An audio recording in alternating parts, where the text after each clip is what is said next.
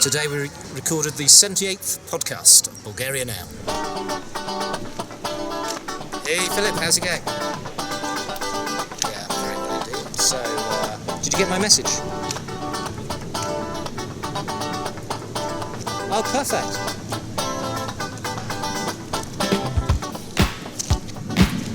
Well, probably a shared friend of ours, Clive Leviev-Sawyer. I interviewed him about a year ago, just before his book launch. And why I particularly liked that one was the feedback that he gave me, which was his closest friends learnt things about him that they never knew.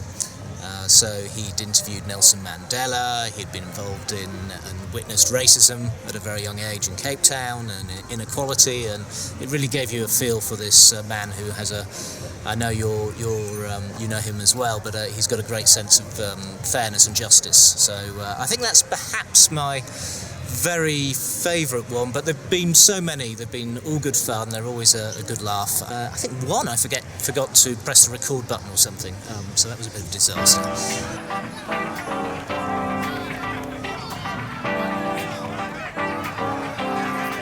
Oh, I haven't met 10,000. There's probably more than that. I think there's sort of a seasonal influx. But yes, of course, particularly in my winter home in Bansko, there's many British expats there. And here in Sofia, where we are, there's not so many, but a small community, I guess. Well, you talk about political aspects sometimes. And I'm sure there's a lot of criticism involved, what the Bulgarian government is concerned and stuff of that kind. Yeah. Have you ever gotten criticism, like from the Bulgarian government or from officials who were criticized in your podcast or anything of that? Well, it hasn't found that way to me as yet. To be fair, I am no expert on any political aspect whatsoever. I defer to Clive for that part of the show. I just tend to listen. I do make comment because, where I see a pattern of story, I'll go, well, I bet this will happen, this will be the truth, etc., etc. And again, referring to a podcast with Clive last week, that's exactly what I did. I said, I bet this will be the result. We were asking whether anybody had been imprisoned, any of the gangs who'd been involved in shooting each other up, whether anyone had gone to prison. He couldn't actually name anybody. Yeah, very well indeed. So, did you get my message? Oh, perfect. Well, in part, we have a decentralised format here, be it a website or a podcast or both, in my case. Then, nobody's paying us. The money just isn't there. And other media have to do self-censorship and just, keep away from topics. Investigative journalism is there, but it's on safe areas, typically. Because it just doesn't pay. People have lost their jobs in the big media by, perhaps going too far.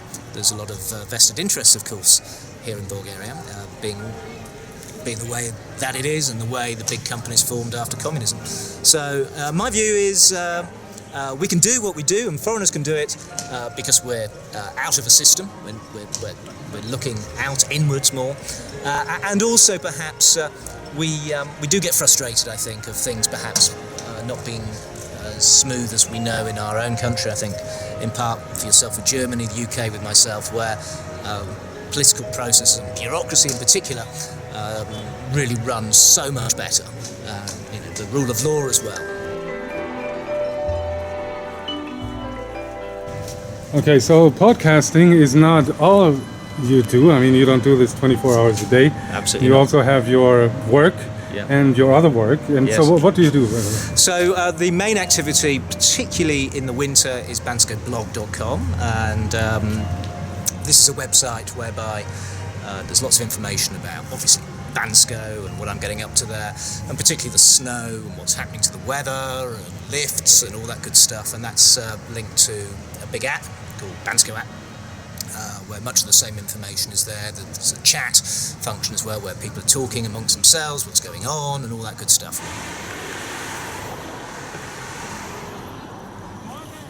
One of my passions, apart from skiing, of course, is flying paragliders, and I've been doing that for 26 years now. So here we are, Vitisha Mountain, absolutely beautiful.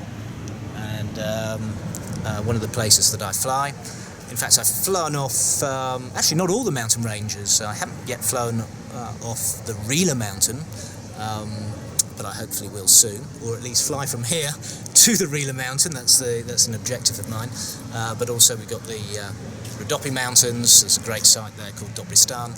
And of course, pointing that way, to the Balkan range, where the big site there is called Sopot, a place near Karlovo.